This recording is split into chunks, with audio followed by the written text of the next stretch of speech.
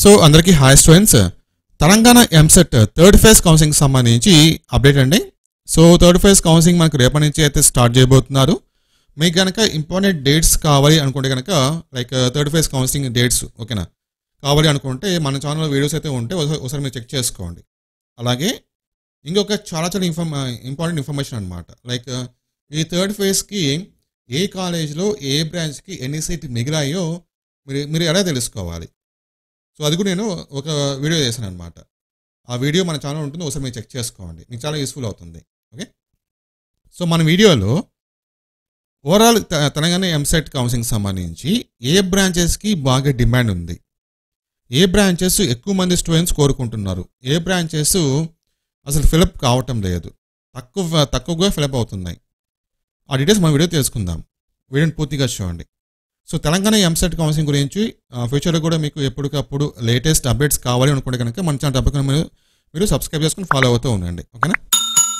Yes, చూడండి ఇంకొక important point ఏంటంటే అలాగే చూడండి, ఈ పాయింట్ గమనించండి. ఇది ఆల్రెడీ మీకు తెలిసే ఉంటుంది. Candidates have to report in person at allotted college after final phase of counselling between 16 August 2024 to 17th. So ఇప్పటి వరకు ఎవరికైతే సీట్ అనేది వచ్చిందో అన్ని వాళ్ళు కాలేజ్లో రిపోర్టింగ్ మాత్రం ఫైనల్ ఫేజ్ తర్వాత మాత్రమే చేయాలి. ఈ మంత్ 16 and 17 2 daysలో చేయాలని చెప్పి క్లియర్గా మెన్షన్ చేశారనమాట. అది మీరు గుర్తుపెట్టుకోండి.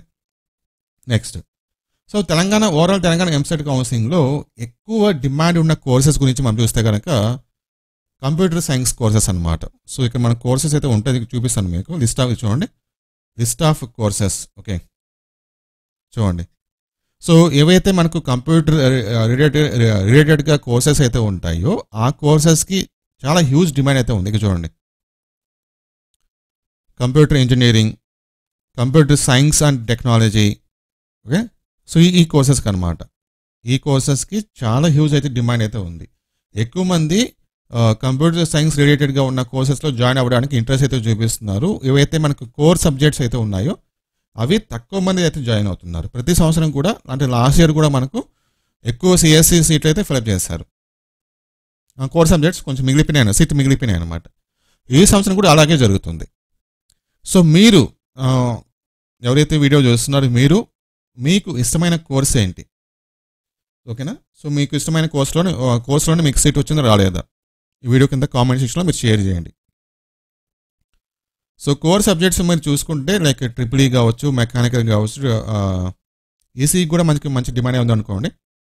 రిమైనింగ్ సబ్జెక్ట్స్ అనమాట. ఓకే, సో ఈ కోర్ సబ్జెక్ట్స్ ఎక్కువ మంది జాయిన్ అవ్వడానికి ఇంట్రెస్ట్ అయితే చూపించడం లేదు.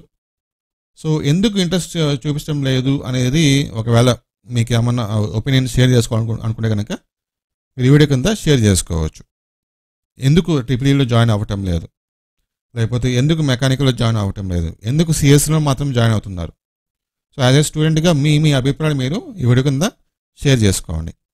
సో రేపటి నుంచి మాకు థర్డ్ ఫేజ్ కౌన్సిలింగ్ అయితే స్టార్ట్ చేస్తారు కాబట్టి నేను ఈ థర్డ్ ఫేజ్ కౌన్సిలింగ్ గురించి మీకు ఎప్పటికప్పుడు అప్డేట్స్ అయితే ఇస్తూ ఉంటాను. ఓకేనా? Yes, thank you.